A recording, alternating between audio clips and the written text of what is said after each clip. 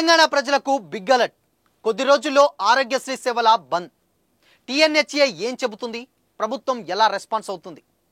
నమస్తే, welcome to Disha TV. సమాజంలో అతి కాస్ట్లీది ఏదైనా ఉంది అంటే నాణ్యమైన విద్య పొందడం.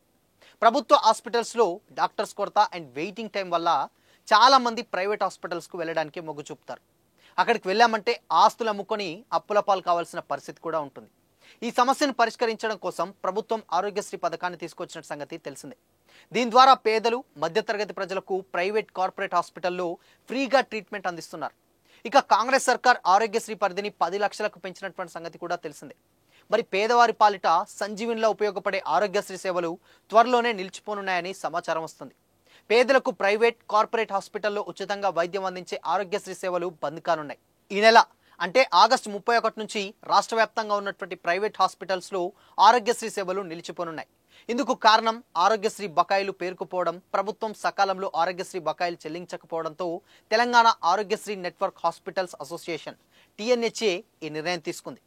బకాయిల పెండింగ్ అంశం గురించి గతంలోనే హెచ్చరికలు జారీ చేసినా ప్రభుత్వం వాటిని సీరియస్గా పట్టించుకోలేదు.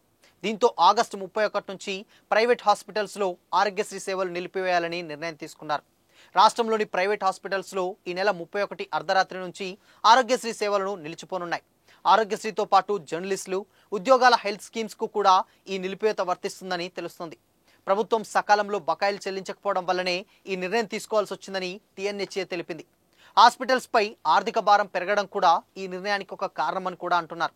గతంలోనే అనగా ఈ ఏడాది జనవరిలోనే ఆరోగ్యశ్రీ సేవలను నిలిపివేస్తామని హెచ్చరించింది. చర్చల అనంతరం దీన్ని కొనసాగించేందుకు హాస్పిటల్స్ ప్రభుత్వానికి కొన్ని విజ్ఞప్తులు చేశాయి. ఆ సమయంలో 1300 నుండి 1400 కోట్ల బకాయిలను విడుదల చేస్తామని ప్రభుత్వం హామీ ఇచ్చింది. కానీ ఇప్పటి వరకు ఆ హామీని నెరవేర్చలేదు. అందుకే ఆరోగ్యశ్రీ సేవలను నిలిపివేయాలని నిర్ణయించుకున్నట్లు టీఎన్హెచ్ఏ తెలిపింది. ఈ మేరకు ఆరోగ్యశ్రీ సీఈఓకు టీఎన్హెచ్ఏ లేఖ రాసింది. ప్రభుత్వం పెండింగ్ బకాయిలు చెల్లించకపోవడంతో చిన్న హాస్పిటల్స్ మూతపడే పరిస్థితికి వచ్చాయని టీఎన్హెచ్ఏ అధ్యక్షుడు వడ్డిరాజు రాజేష్ ఆవేదన వ్యక్తం చేశారు.